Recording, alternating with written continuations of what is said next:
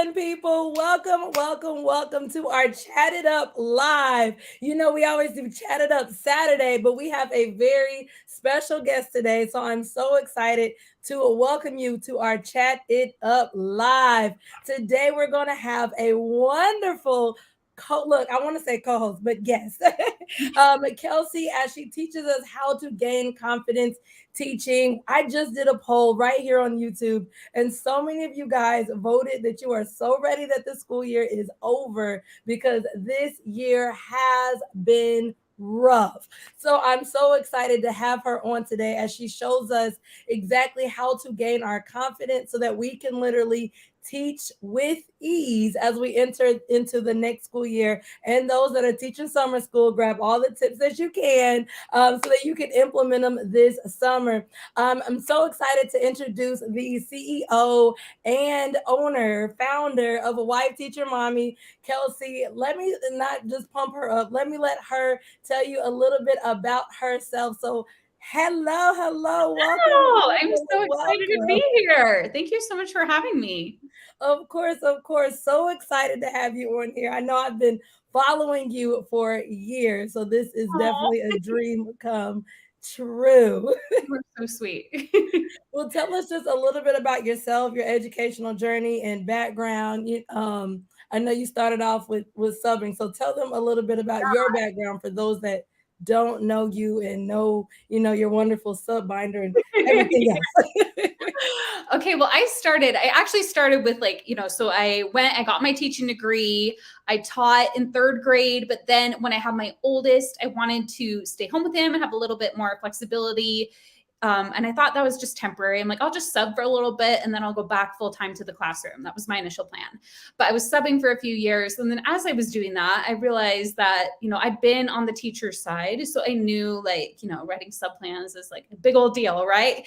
But coming in as a sub was seeing the other perspective. And there were times where I was like, oh, how is this going to last me the whole day or whatever? But I knew that the teacher, they shouldn't have even had to do that to begin with, right? So I started making some sub plans and putting them on TPT. I didn't think much would come of it, but I'm like, I can bring it with me and then have something to do, as well. So I did that. And then teachers and subs loved it. I think because I'd been on both sides of it and could understand that. I think that helped a lot. So those kind of took off on TPT and people kept being like, can you make more? I was like, oh, I don't want to. No one wants to make sub plans, right? So I was basically doing the job that nobody wanted to do, making those sub plans. So I kept doing that for a few years. It took a while to get a full week of ready to go, because this is original content creation, right? Creating that for pre-K through sixth. And over a few years, we got that created. And then later we added digital, we upgraded them, we made them meet more standards and everything. So lots of fun. That's how I started out. But then in 2019, decided to homeschool my oldest. I actually kind of had a hard time with the decision. I was like, I don't know if that's what I want to do. Maybe I want to send them to school. Technically, they go to a charter where it's kind of some school, some homeschool, which is a nice mix. Yes. But I ended up being very glad we did that because this was, the 2019-2020 school year. And then our routine didn't get thrown off when COVID happened. And so that ended up being really nice because then I had to kind of change things, make sure we were meeting what teachers needed then because they no longer needed sub plans, right? They needed so much more. So we made home learning packets. And I was kind of like, how do I bring the parents into my community? It was kind of as I became a homeschool parent, it was like, I want to bring in the homeschool moms too. They also need help. And then COVID was kind of a natural thing because we started making home learning packets and then parents were like, we need help too, Right. That kind of naturally brought the parents into our circle as well while keeping the teachers. So kind of then my next step was homeschooling. And then we launched a membership and I was kind of like, okay, we're going to put all our resources in there. And along with that, I'm like, we're going to do an event for our members that when we launched the membership in September 2021, I was like, yeah, we're going to do an event. I had no idea how to do an event, no clue at all. So I was just like, yeah, we're going to do an event. And we're just going to call it Wife Teacher Mommy Live for now. It didn't even have a name yet. And then January rolled around. I'm like, okay, we need to start figuring this out. We need to figure out what this event is going to be. And originally, like I said, I thought it would be just for our members. But then we're like, well, what if we invite everybody? What if we just make this where anybody can come purchase a ticket to this event? So we did that. We eventually came up with the name Educate and Rejuvenate, put together an incredible speaker lineup. And it was a huge success. We had over 3,000, actually exactly 3,334 tickets sold last year. And it was really fun. We had so much fun at this event. We had a great speaker lineup. We had amazing keynotes. The Facebook group was like this hub of like all these teachers, like helping each other, like commenting and everything. It wasn't just like us talking to them, but it was like, we had like a post for each speaker where they could like interact with the speakers. We had different lives going on. It was just such a great time. So yeah, that's kind of my background. I kind of talked a little way too long, but no, you are good. You are good. Look, I learned a little bit because when I found you is when like the sub binder was blowing. Yeah. Yeah, and I guess you had a little bit of teacher background, but you started off teaching, and then I love it. I can even relate to a little bit of my story because you've been in the different roles, like mom, sub, teacher, because I used to sub too. And hey, so I saw myself in your story. Yeah, and the other thing I guess that I didn't mention too is even after that, like I decided to certify as a life coach because I'm like, oh, teachers, they need more than just printables, more than just like free downloads and everything. We need like true support. Like at this event, like I saw like, because I had a coach who came into our membership, I hired a coach who would come in, Chrissy Nichols. She's still part of our community, but I'm like, I need to do it too. So I certified. And so now we offer that support as well. So we bring that into the event too. Oh, I love that. I love that. And it fits the whole theme, educate and rejuvenate, like the place where teachers can come and relax and really get poured into as far as like all aspects, not just the education side. So what has been some of the biggest challenges, or I guess I should say most common challenges that you have seen in dealing with teachers and parents when it comes to teaching in general, but also teaching reading? And what are some strategies or techniques that you would, tell the people in order to boost their confidence when it comes to teaching? Yeah, I feel like the confidence is a big part of it. And I think a lot of what I've seen lately is that teachers being frustrated with what was working, no longer working now.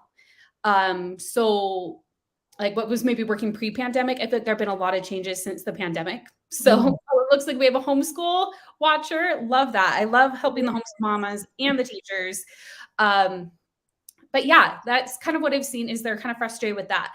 And what happens is a lot of times when we feel frustrated, what I've seen when I'm like coaching like my members or just when I was doing a lot of coaching during my certification, what I have seen is that when we get frustrated, like we're feeling frustrated about it, we think like, oh, these kids just aren't getting it or whatever. We're not getting into that place of curiosity where we're like, oh, what is actually going on? Why aren't they getting it? We're just frustrated that they aren't getting it. We might be trying the same thing or coming at it from like this angle of just like, oh, like what's going on, And I think what I've been able to kind of help our members in my role, like as a coach, is like, okay, let's get curious about this. Let's find out what is really going on. Let's also go to open ourselves up to new information. Like there's been a lot of great new strategies that have come out. Like there's the science of reading that we've all been diving into, right? Like you talk about. And a lot of teachers are just so like, well, I've always done it this way. This is what I need to do. It's too hard to try to do things a new way. But sometimes it's like, what if this new way actually helps? It's kind of your mindset first. Before you can shift the methods, you need to shift and be willing to learn and grow as a teacher and an educator as well. So, I mean, that was kind of roundabout, like a lot of stuff, but yeah. You're good. Yes. I love because you hit a few main points. Teaching now is not the same that it was teaching 2-3 years ago. It's not. It's not. Even like as a mom, my daughter, because I do the same, very similar to what you were just talking about. I always say I'm a working homeschool mom because I work on my business, helping teachers and parents. And then as soon as she goes to school and then she comes home and we learn even more. And my mom used to make jokes about it. She was like, what kid wants to go to school and then come home and learn? I built that environment. Learning is fun. We're Saturday morning. She's like, Mommy, is it time to learn? Like, she's excited. So, but you're right. Like, I've even seen like the things that she has come home with. I'm like, this is different. This is totally different, especially on the parent end. So I'm with you. Teaching now is not the same as it was 2-3 years ago at all. At all. Yeah. So, how important is it to have that self belief and self mindset because it's so different and because so many, parents and teachers struggle with that learning, that learning curve of Mhm. learning, the science of reading and all the new techniques and so forth that's out there. So, how important is mindset and, self belief and self confidence? Oh, it's like the most important thing. Like I mentioned, if you can't get your mindset into a place where you're even willing to accept new information or to be willing to try it, if you're just feeling too overwhelmed by it, I feel like the mindset needs to come first. But the thing is, you can't just automatically necessarily go right to confidence. You could have like self confidence in yourself and your own, like, I know I can figure it out, but you probably don't have confidence in your actual capabilities if you haven't done something yet. And that's okay. There's a method I learned recently from Dan Sullivan, who I really love. He owns a company called Strategic Coach. I listen to all the coaches out there. But he has this thing called the 4 C's, and confidence is actually the last one. And first is just commitment. Like, I'm committing to trying this out. I'm committing that I can learn and I can do this. And then after commitment comes courage. So you have the courage to follow through with that commitment. And then from that, you have capability, you're building that capability, and then you feel confident about it. So really, it's first just making that commitment. You don't need to jump right to, I am so good at this, I've got this and everything. Like, you can think that if it's believable to you. Like, some people might be like, oh yeah, I've totally got this. Like, I have that full self-confidence, I can jump right to there. Like, if you're really well practiced in the feeling of confidence in other areas, you might be able to like borrow that feeling and put it on for teaching reading. But if not, these 4 C's are what will really help you to get there. Yes, yes, I love that. I love that. Look, I'm gonna have to check him out as Yes, well. he's really good. I reference him a lot. The other thing that he teaches that I love is a concept called the gap and the gain, which is all along the way you're looking at your gains. You're comparing yourself to where you used to be. So like maybe you're looking, instead of looking like, oh, I don't know everything about the science of reading yet, and I've still been doing things this way or whatever. Instead of like being like, I'm here and I need to get all the way over there. Like, yeah, maybe you do want to get over there, but also look like maybe a few years ago you weren't even teaching yet or whatever, or you weren't confident in something else or whatever. And you can kind of see, wow, look how far I've come. And if I've come this far, then I can get over there too. It's just kind of reframing your perspective to build that belief in yourself and your gains. And Yes. looking at your gains every day, you can even be like, today I'm going to listen to a podcast about the science of reading or whatever. Check, I learned a little bit, or I'm going to read a chapter in a book about it, or I'm going to, you don't have to feel like you have to like eat the whole elephant all at once. That's a really good one, especially since so many, especially teachers, are now doing that shift. Mhm. And it's crazy because I teach my clients, I call them win journals. And Yeah, so, like, as soon as they start working with me, everybody that's in Teacher by Design in the chat box, like, y'all know we have a win journal. yeah, And yeah. then I teach them to just keep writing those wins because there's going to be those days where you want to quit. There's going to be those days where you're like, oh, no, they're not getting it. You just go to your win journal and you're Yes. like, oh, okay. And you start to see, see those moments. But I like how you said, even almost like having a win journal for yourself. Like, okay, I learned a little bit about today. Yeah. And that way it's not just so focused on, the child or the children, but you have that internal growth and that self growth because I know like a lot of people deal with the confidence. I see down below in the chat box. She said she struggles with confidence and not sure if she even wants to homeschool, just taking it one day at a time. Um, And that's the way to do it, one day at a time. And it just starts with, like I said, that commitment. Like, maybe you're not feeling that confidence yet, but you're committing if you're committing to it. And like you said, mhm, I'm not sure I want to homeschool. And, that's totally up to you. There's nothing wrong with either option, whatever you decide to do. mhm. But once you do that, you think, I'm just going to start with commitment. I'm going to commit to this. I don't necessarily feel confident in it yet. I'm going to commit. And then you can have the courage and capability and then confidence. Yes, yes, yes. And I just also want to piggyback. She also said she's not sure exactly how to teach your daughter how to read. I think taking what Kelsey is saying, that one day at a time, just continuously learning little bit by little bit. Because you're right, if you look at the entire picture, it can seem like it's too big to Yeah. do. And that often, leads into like imposter syndrome and feeling like you're not equipped, but in actuality, you are fully equipped to Exactly. doing it. And the fact, what I like to tell homeschool parents too, because I mean, like I said, I had a hard time deciding on that too. And I'm a licensed teacher. And I feel like whether or not you are capable of homeschooling your kids, because think about it, like teachers, we have like, because I've been both, with like 30 kids in a classroom. And if you are a mom able to work one-on-one or 1-on-2 or 3, depending on how many kids you have, 1-on-10, whatever, however many children you have, like you just have more of that one-on-one attention and you get to be with them all day. And homeschool doesn't necessarily need to look like public school. It looks different. You get to tailor it to your child. And there are benefits either way. Like, so just know whatever you decide, your child is going to get an education. And whether it's from you, it'll be amazing. And if it's from their teachers, it'll be amazing. So, and the other thing is any decision you make doesn't have to be permanent either. You can try homeschooling. And if you're like, this is not for me, you can send them to school. Or if you send them to school and you're like, you know what, I think I want to homeschool them now, you can do that too. So yes. Because like I said, for me, I just created what was best for me now as well. So yes. A little bit of a tangent, but we will also be sharing about Educate and Rejuvenate, which is where there are tons of sessions about how to teach your kids how to read, which we'll get into. I was so excited about that. I'll be one of those. Yeah, you are. I'm so excited. So how can teachers and parents create that positive supporting learning environment that will encourage not only them to be confident, but also their children to be confident when it comes to reading?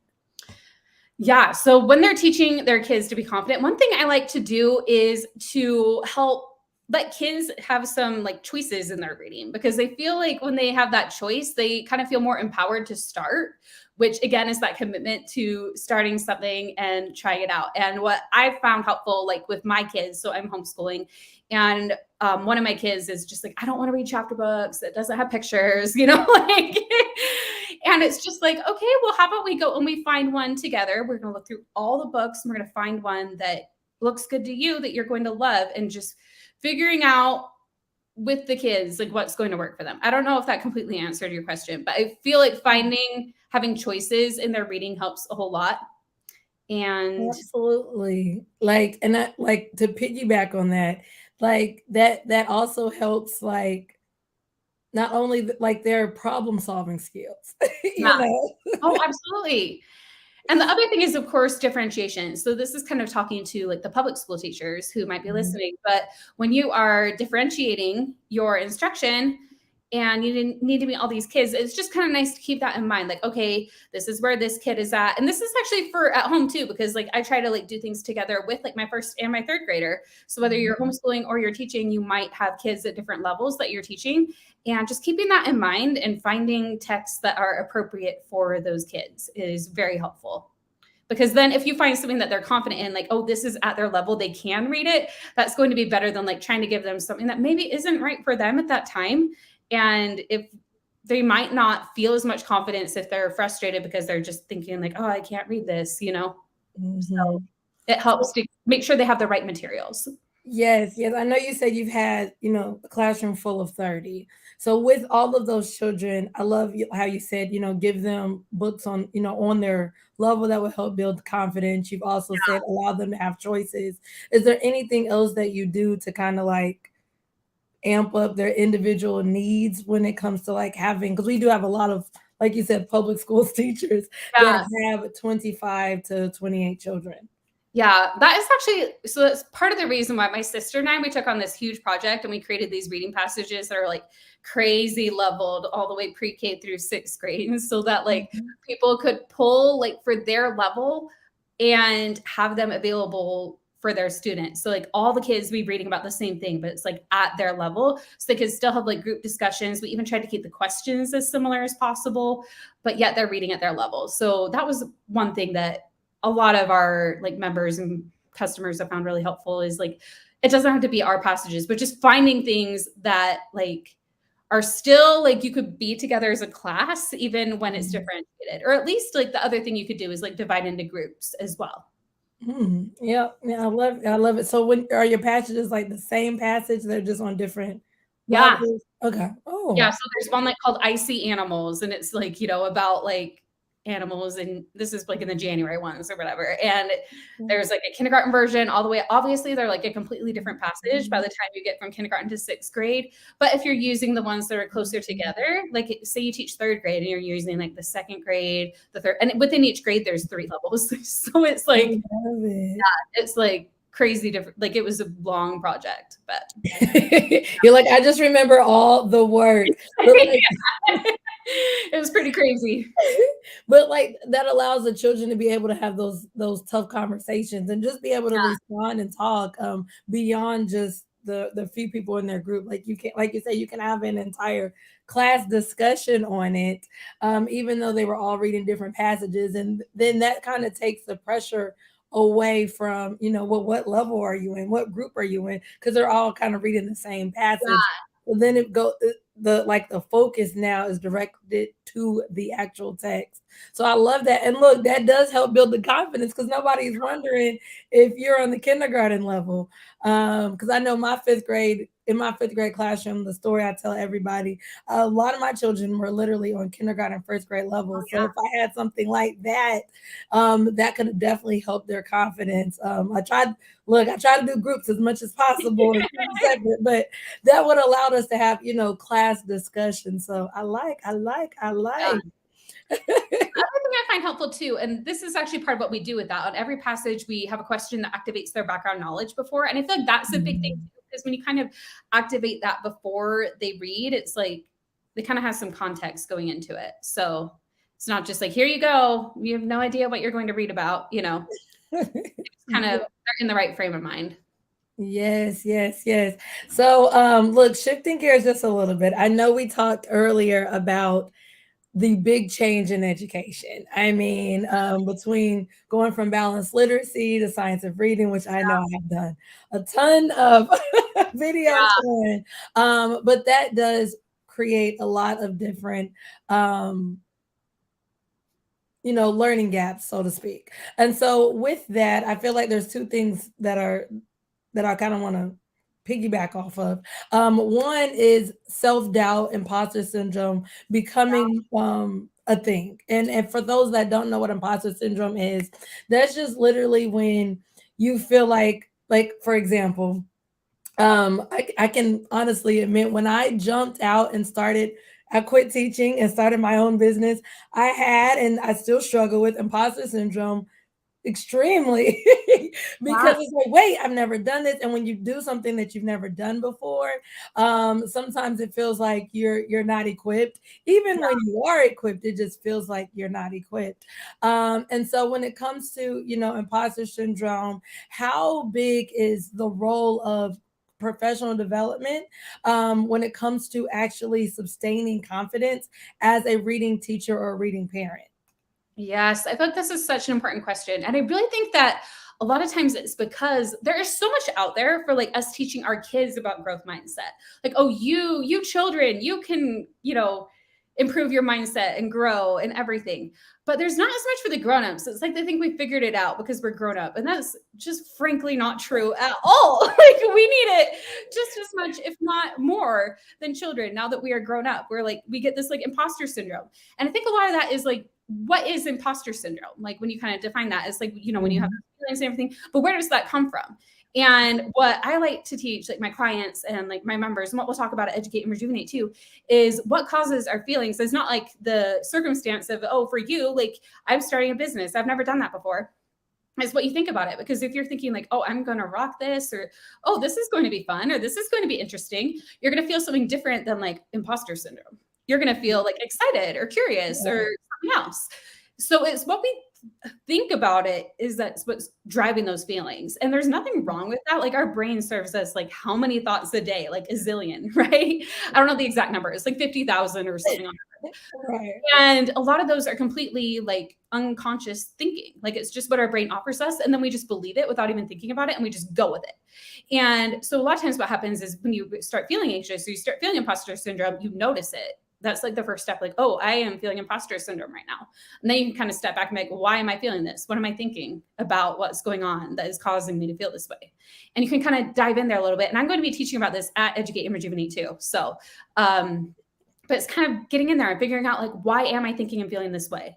and realizing that it is something that is just inside you, and other people likely aren't thinking this about you. They're just like, oh wow, you're doing this amazing thing, or you're a teacher, wow, I could never do that, or whatever. They just, nobody else is thinking the things about you that you think they might be thinking, honestly. And if they are, that's none of your business either. Like, it doesn't matter what they think. They could think terrible things, even if you were feeling confident. So what good does it do for us to worry about what they're thinking?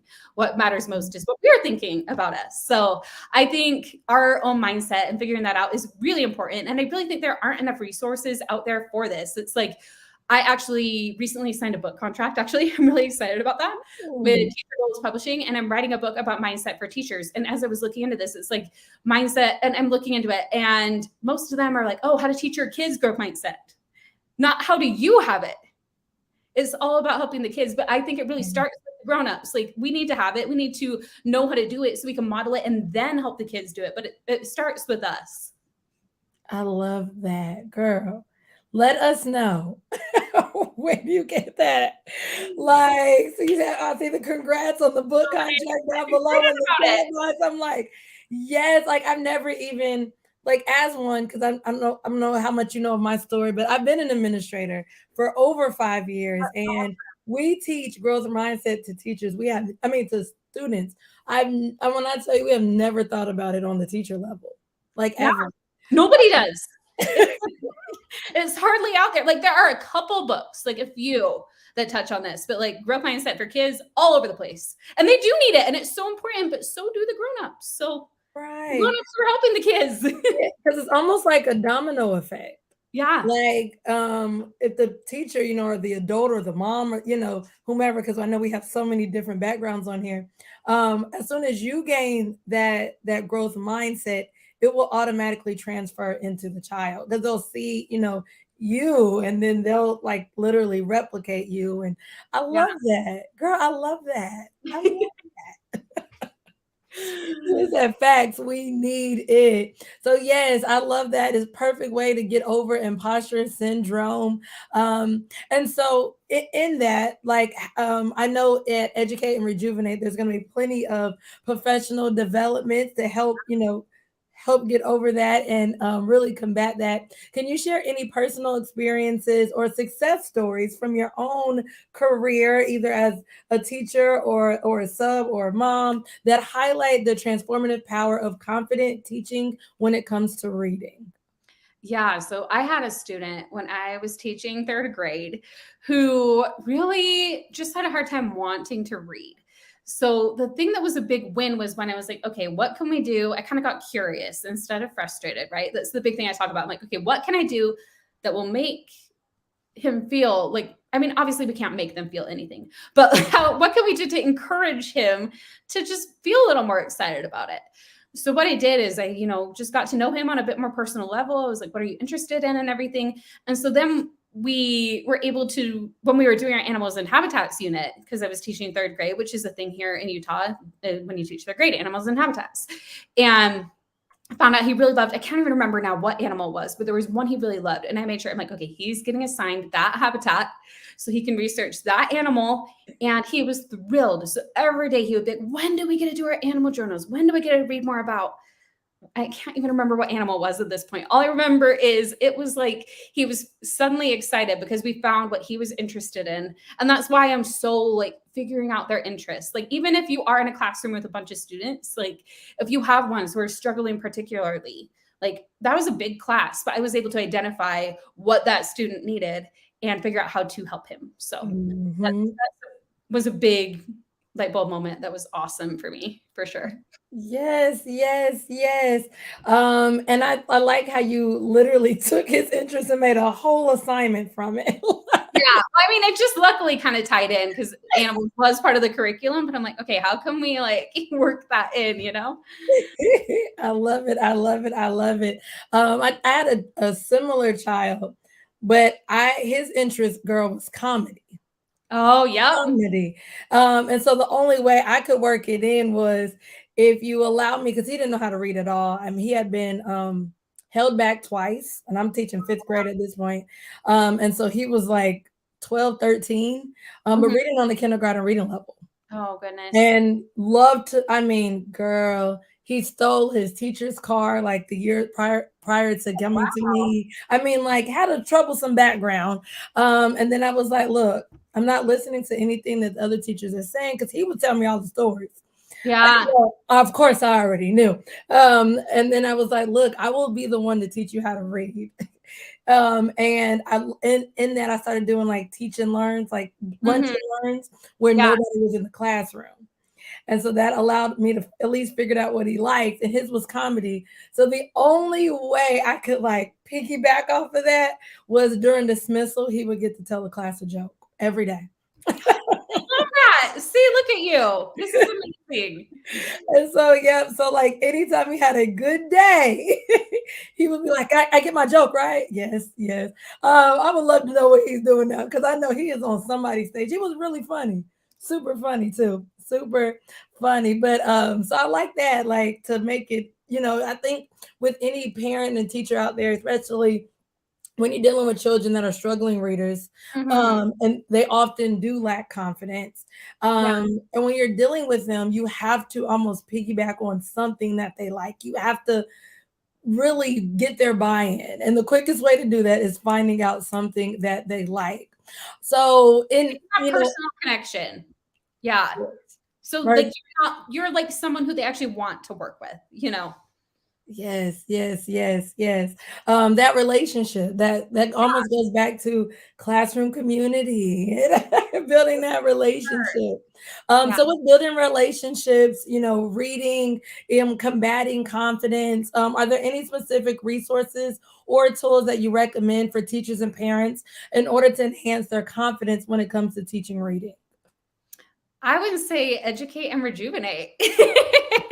Because one, there are a few reasons. One is obviously, as I mentioned, I love coaching. I love mindset coaching, and you're going to get that at Educate and Rejuvenate because it starts with the mindset, how you're thinking about it, feeling that you are able to do this, and not being stuck in the what do I do? So the mindset coaching, but also we have the content for you too. So if you're like, what do I do? How do I teach this? How do I teach reading? What do I do here? We have tons of sessions on reading. You have one, for example, the real secret to teaching reading without ever being overwhelmed. Like, I mean, that alone, this session is worth the cost of admission. But then we also have, like, from Ashley Rives, we had 3 mistakes to avoid to rock early literacy. From Sierra Harris, we have maximizing comprehension through reading strategies. From Dee Wills, we have Not Your Mother's Reading, Science of Reading Instruction. Amy Nielsen is presenting on reading. I somehow missed actually getting her title, but she's also presenting about reading. Christina from Sweet for Kindergarten is teaching about simplifying reading with a multisensory approach. And then Shannon and Mary from the Reading Teachers Lounge are presenting about key ingredients for reading success. So it's just like you're going to get all these presentations about reading. You're going to get so many strategies that will help you. Like, once you've made that commitment, you're feeling a bit more capable of doing this and you can grow that confidence. You're going to be coached on your mindset with it as well. And then also, if you teach more than just reading, there's so much more too. We have sessions about science and STEM and more about mindset, like not just from me, but from lots of amazing coaches and mindset experts. And we just have such an incredible lineup. And we have both teachers and homeschool parents presenting. So you're going to get a really well-rounded education on how to do this. And there's the community aspect as well. So you'll get to connect with the presenters, you'll get to connect with each other. And did I even mention that Joe Dombrowski and Christina Kuzmich are our keynote speakers? Like, either of them, you'd pay more than the admission to come. So it's going to be such a great time. And we really hope to see you there. And you've got a special link that they should use if they're watching this video. Yes, so you can grab your ticket. It is coming up on June 27th and 28th. The Yeah. link is down below in the chat box, also in the description. For those watching the replay, it is right there under the description. You can grab your ticket. And let me tell you about when you release these keynote speakers, girl, when I tell you, because I have been following her. I mean, I think when right before she had like 1 million subs on YouTube. This was like Yeah. years ago. I've been following And her for ages. I interviewed her for my podcast and I'm like, is this happening? like her just her content, like the humor, like because you just can't go on her YouTube channel and watch one video. Like you have Oh to no. watch 1 million. And when she was doing like all the Elf series, like over Christmas, this was years ago now. It was super hilarious. So when I saw that you had her as a keynote speaker, I was like, oh, I'm sold. I am sold. So your ticket, I mean, the link is right there. Grab your ticket. Like I'm excited. I'm excited, one, because it's such like a well-rounded event. Like Yeah. you literally, because like my audience, they're very well-rounded. I have homeschool, I have parents, I have a lot of teachers, but there's one commonality between everybody, and that is that they have struggling readers. Because that's what we do here. We have struggling readers. And so just hearing like even the different reading, sessions is really, really exciting. Because I know mine is all about how to do it without overwhelm. Like, all right, let's talk about shortcuts and ways to teach all five contents and pillars of reading. And so I love that. I'm excited to go to these sessions as well. Super excited. So once again, the dates are June 27th and 28th. Anything else you want to tell them about the event? What's going on behind the scenes? Oh, we are just having so much fun behind the scenes planning this event. We also, if you want to see kind of a sneak peek, we did just do a segment on our podcast, which you are a part of. And we had like little snippets of a bunch of the presenters, not all of them, sharing what they're sharing at the event. So if you want to go to Wife Teacher Mommy, the podcast, you could share a link to like that as well. If you'd like, you can just link to it on the website. But with that, you can kind of get a sneak peek if you want. If you're like, I need to learn I want a little sample first. That's a great way, kind of behind the scenes. But honestly, you're just going to want to grab your ticket because it's going to be so much fun. It's only $19.99, which I have not seen any other teacher conference of this like level with the keynotes like this for that price. Like it's such a steal. And we've got the teacher track, we got a parent track. And yeah, it's just, we're having fun. Also, the other behind the scenes thing that you won't even see on the sales page is we are opening the Facebook group on June 12th. And the pre-party begins, which means lots of giveaways before the event even starts. Like we have ones where it's like follow, the speakers on Instagram or whatever. And for each one you follow, you get an entry into a giveaway to win something awesome or whatever. And just got so many fun giveaways and kind of get to know yous before the event starts. It's going to be a lot of fun. So I would recommend not waiting to grab your ticket because then you'll miss out on the fun pre-party and all those prices. So yes, pre-party and giveaways. Well, you've heard it here. Get your ticket. Of course, look, I would love for you to use the affiliate link in the chat box, but if not, hop on over to www.wifeteachermommy.com. That is where you can find everything about Kelsey and her brand there. Thank you so much for coming on, telling us literally how to not only teach, but how to teach reading with confidence, and also about the wonderful upcoming event. We cannot wait. I know a lot of I've been talking about it to a lot of my clients, and they're like, oh yeah, we're gonna be there, we're coming. I'm like, well, get your ticket, get your ticket, y'all. Yeah, get it now because that pre-party. Yes. If you wait until the last minute, a lot of people wait until the very last minute, but then it's like, but then you missed the pre-party, which is like, why? I